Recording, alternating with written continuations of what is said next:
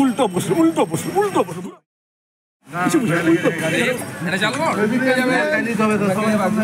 সবাই যে হলো জানো তালা কাপড় করতে হতো উল্টো বসে এরকম বসে এরকম বসে আরে শুটিং থেকে যাবে আসো এদিকে বসো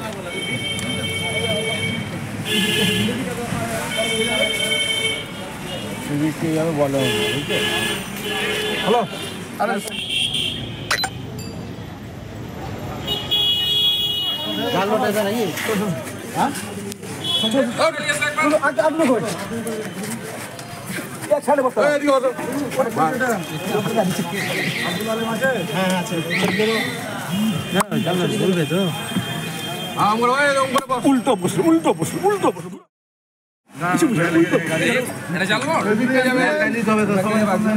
সবাই যে হলো জানো তালা কাপড় করতে হতো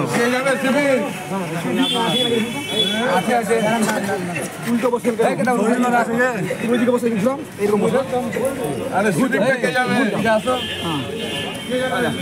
এদিকে বসো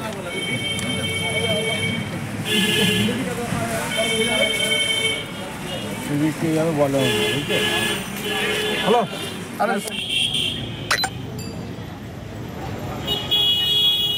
জানো এটা নাকি হ্যাঁ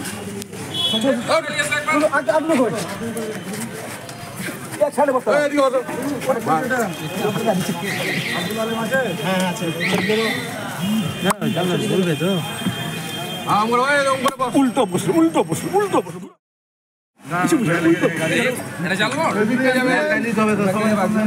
সবাই যে হলো জানো তালা কাপড় করতে হতো উল্টো বসে এদিকে বসে এরকম বসে আরে শুটিং থেকে যাবে আসো এদিকে বসো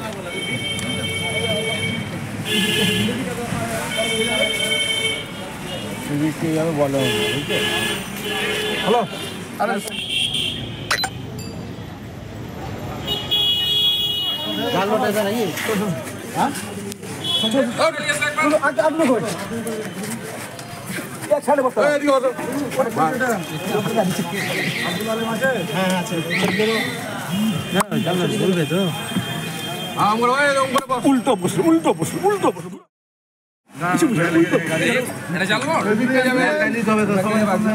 সবাই যে হলো জানো তালা কাপড় করতে হতো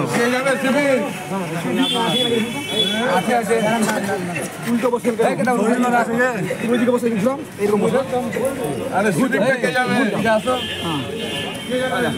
এদিকে বসো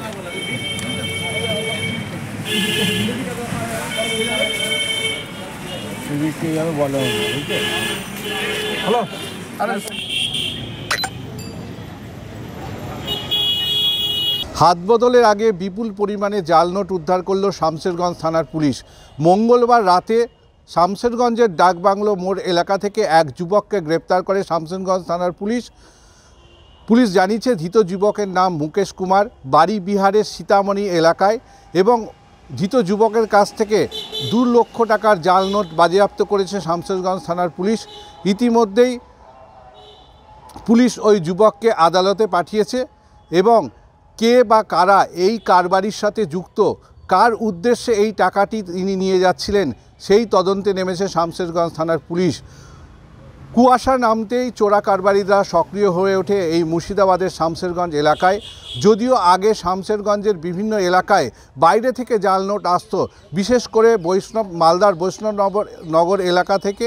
পরবর্তী ক্ষেত্রে দেখা যাচ্ছে এই শামশেরগঞ্জ এলাকাকেই করিডোর হিসেবে ব্যবহার করছে এই চোরা কারবারিরা।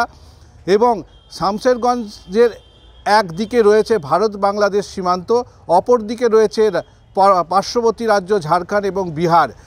স্বভাবতই করিডোর হিসেবে এই রাজ্য তথা দেশের বিভিন্ন জায়গায় ছড়িয়ে যাচ্ছে এই শামশেরগঞ্জ করিডোরকে ব্যবহার করে জাল নোট। শুধু জাল নোট নয়, পাশাপাশি এই করিডোরকে ব্যবহার করে ফ্যান্সি ডিল এবং হেরোইনের মতো চোরা কারবারিরা বিভিন্ন দ্রব্য এই পথ থেকেই রাজ্যে এবং রাজ্যের বিভিন্ন জায়গায় ছড়িয়ে দিচ্ছেন চোরা কারবারিরা।